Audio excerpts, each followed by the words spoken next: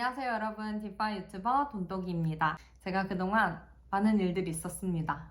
우선은 코로나도 걸렸고요. 코로나 후유증으로 좀 한 달간 고생을 하다가 복귀를 했더니 좀 밀렸던 업무들이 있어서 회사 일도 좀 바빴고, 그리고 또 저한테 정말 완전 왕초보를 위한 디파이 시작하는 방법에 대해서 문의 메일이나 그 요청하시는 댓글들이 좀 있었어요. 그래서 그런 분들을 위해서 디파이를 입문하는 방법들을 좀 정리하고 있어서 그 글 쓰느냐고 조금 오랫동안 카메라를 못 킨 점 양해를 부탁드리겠습니다.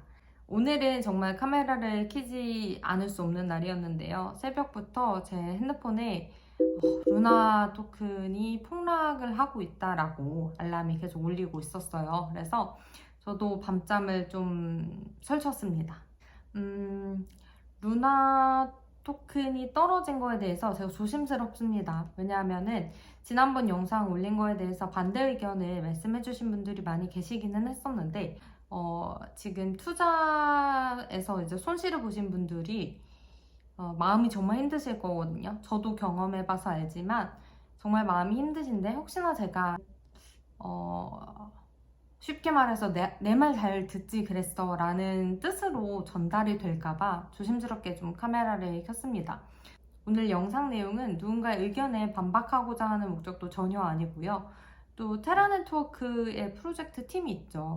사실 그 팀이 어떤 의도를 갖고 있는지는 저는 알 수 없는 영역이기 때문에 제가 설명드릴 영역은 아닌 것 같고요.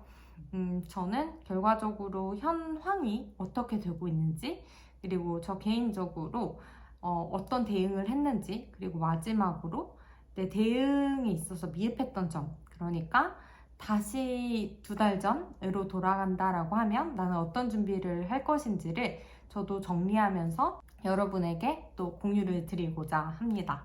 현재 테라 네트워크 앵커 프로토콜의 상황에 대해서는요, 기사들이 많이 쏟아져 나오고 있습니다. 그 중에 하나를 같이 읽어보면서 상황을 먼저 정리해 보도록 하겠습니다. 먼저 제목을 보시면 테라의 패그 메커니즘이 UST가 67센트로 떨어지면서 이제 의심을 받고 있다고 합니다. 패그 메커니즘이라고 하는 거는요, 테라에서 1UST가 1달러로 고정되는, 패깅되는 그 스테이블 코인이라고 말을 했는데, 1달러가 아니라 67센트로 떨어지면서 이거 1달러로 고정될 수 있는 거 맞아? 라고 이제 의심하고 있는 상황이라고 봐주시면 될 것 같아요. 그리고 첫 줄에 상황 요약이 되어 있습니다. 현재 UST와 이에 대한 백킹 코인, 보조하고 있는 이 루나 코인의 가격, 프라이스, 그리고 마켓 캡, 시총이 모두 급락하고 있는 상황이죠. 이유는요, 대규모의 셀로프, 그러니까 대규모의 매도가 계속해서 일어났기 때문입니다. 여기서 마켓캡이라는 말은 굉장히 중요한 이야기인데요. 토큰이 발행된 량과 토큰의 가격을 곱한 값이 바로 시총 마켓캡입니다. 그런데요, 오늘 새벽이죠. 루나 토큰의 마켓캡이 UST의 마켓캡보다 적게 되는 그 역전하는 상황이 발생을 했습니다. 아마 그 역사적인 순간을 누군가는 보신 분들도 계셨을 텐데요. UST가 1달러로 패깅되는데 역할을 하는 게 루나인데, 루나의 마켓캡이 더 적다라는 거는 결국에는 UST의 가격이 1달러로 유지되기 어렵게 되는 상황이다라고 이해해 주시면 될 것 같아요. 또 도권이라고 하는 분이 이제 여기 테라 네트워크의 대표분이신데, BTC를 통해서 추가적인 그 해결을 좀 하겠다라고서 주장을 계속 해왔고요.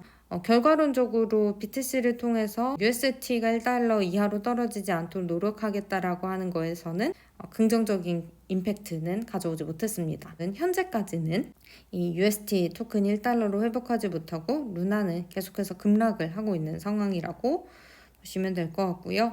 많은 사용자들은 신뢰를 많이 잃은 것 같습니다. 탈중앙화되어 있다는 것은 어떤 중앙 주체가 아닌 이 커뮤니티의 힘, 신뢰를 기반으로 운영되어야지 이제 디파이 프로젝트다라고 말씀을 드릴 수 있는데, 테라에서 자체적으로 결정하고 이행한 부분들이 많았어요. 그래서 그걸로 인해서 커뮤니티의 참여자들은 이 끝이 어떻게 나든 간에 앞으로 UST는 더 이상 디센트럴라이즈드, 탈중앙화된 그 프로젝트라고 보지 말자라는 의견이 좀 많이 커지고 있는 상황입니다. 그러면 돈독이는 어떻게 이 상황이 예측할 수 있었는지 한 번 더 정리를 해보려고 하는데요. 앵커 프로토콜에 들어와 보시면은 리스크를 좀 감지할 수 있는 몇 가지 매트릭들이 있었는데요. 예를 들면 제가 지난번 영상에서도 강조드렸던 이 디퍼짓과 바로우 간의 갭이라고 봐주시면 될 것 같아요. 프로젝트 입장에서는 디퍼짓이 계속 늘어나는 거는 사실상 이자를 줘야 하기 때문에 비용의 문제이고요. 이 버로우 같은 경우는 수익이라고 볼 수 있죠. 그런데 과거에 이렇게 갭이 적었을 때에는 보통 대출이자가 더 높기 때문에 이렇게 선순환이 가능했습니다. 그러나 점점 이 갭이 늘어나면서 사실상 이 프로토콜은 계속해서 적자가 나야 되는 상황이었고요. 이 프로토콜이 이 갭을 줄이지 않으면 현실적으로 유지되기 어려운 상황이었다고 봐주시면 될 것 같아요.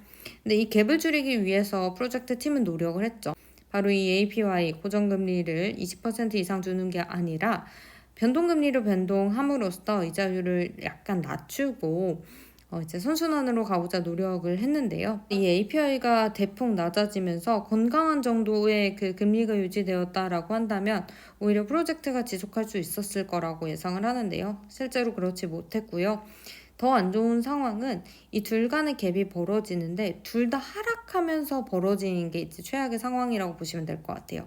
그래서 여기 보시면은 5월 4일인가요? 부터 급락하기 시작합니다. 근데 이 급락할 때 있어서 버로우의 그 떨어지는 폭이 더 컸어요. 그래서 갭이 벌어지면서도 둘 다 하락하는 악순환이 지금 발생한 상황이라고 봐주시면 될 것 같습니다. 그리고 두 번째로는요. 일드 레저브예요. 이 금액이 0원이 되면 더 이상 이자를 받아갈 수 없겠죠. 제가 테라 프로토콜의 리스크를 감지한 이유를 매일매일 봤는데요. 매일매일 줄고 있었습니다. 그래서 저는 어떤 대응을 했냐라고 한다면 이렇게 떨어지는 시점부터 USD의 가격을 계속 모니터링을 했고요. USD 가격이 1달러 미만으로 떨어지는 거를 좀 확신을 얻고 난 다음부터는 숏을 쳤습니다. 오늘 새벽에는 숏을 바로 들어갔고요. 숏이라고 하는 거는 가격이 떨어진다에 베팅을 하는 건데요. 지금 현 상황에서 USD에 숏을 쳤을 때의 유리한 포인트는 뭐냐면 이 USD의 가격이 올라봤자 1달러고 내려가는 건 사실 끝도 없이 내려갈 수 있거든요. 그래서 어떻게 보면 로우 리스크 하이 리턴을 좀 노려볼 수 있는 기회라고 봤습니다. 뭘 더 잘해볼 수 있을까를 생각해 보자면 제가 간과했던 포인트 하나가 생각보다 이 테라 네트워크에서의 볼륨이 굉장히 컸다라는 부분입니다. 워낙 시장이 크다 보니까 과거에 그 아이온 파이낸스 사태를 제가 예시로 들면서 알고리즘 스테이블 코인이 1달러에서 0달러 가는 거는 인간이 통제할 수 없는 영역이라고 생각했어요. 정말 순식간에 빠져나가는 상황이라고 이해했는데 생각보다 시장이 커서 이 빠지는 속도가 제가 예상했던 것보다 느렸고요. 다음에 저는 이제 다른 프로젝트들에 예치를 해놓은 상황인데 그렇게 예치해둘 것이 아니라 이 숏 잡을 타이밍을 미리 좀 봐놓고 또 투자할 금액을 미리 좀 준비해놨었으면 좋았겠다는 생각이 들더라고요. 네, 이렇게 내용 살펴봤는데요. 저는 아직 전 세계에 아무도 디파이 전문가라고 말할 수 없다라고 생각을 합니다. 사실 상대적으로는 우리보다 많이 알고 있을 수는 있겠지만 많은 케이스를 다 봤고 그 안에서 많은 경험과 시도를 좀 해봤다라고 하기에는 이 디파이의 역사가 굉장히 짧은 것 같아요. 마찬가지로 저희가 이제 디파이를 공부하기 시작하면서 새로운 케이스를 좀 접했다라고 생각하시고 직접 투자에 임하시지 않으셨다라고 해도 시뮬레이션을 해보면서 이런 사태, 알고리즘 스테이블 코인의 리스크는 이런 거구나. 이런 사태가 일어났을 때 전체 시장 규모가 작았을 때에는 사실 빨리 나오는 게 답이고 시장 규모가 어느 정도 있다라고 하면은 내가 타이밍을 노리면서 롱으로 가다가 숏으로 전환하는 그 타이밍을 잘 노리면 어떻게 보면은 위기를 기회로 만들 수 있는 그 상황을 만들 수 있겠구나 정도를 또 배워갈 수 있는 것 같습니다. 마지막으로 말씀드리고 싶은 거는요. 많은 그 투자를 많이 하시는 분들이 이런 말을 하신대요. 투자를 할 때 들어갈 땐 기술인데 나올 때는 예술이라는 표현을 한다고 합니다. 사실 현 상황에 대해서 그 나오는 타이밍을 어떻게 알 수 있을까요는 아무도 모르고요. 이거는 솔직히 말해서 그냥 저 반대편에 계신 고래님들 돈을 많이 갖고 시장을 움직이는 이 투자자들이 오늘 기분이 좋지 않아서 팔레하면 시장이 출렁거리는 상황이라고 이해하시는 게 사실 팩트고요. 고래님들이 기분이 안 좋은 상황을 예측하기는 어렵습니다. 그래서 디파이는 언제나 좀 리스크를 갖고 있는 투자임을 여전히 인식해 주시고 또 그 안에서도 생존법을 저랑 같이 차곡차곡 배워가면 좋을 것 같습니다. 네, 오늘도 고생 많으셨고요. 또 다음번 영상에서 뵙겠습니다. 감사합니다.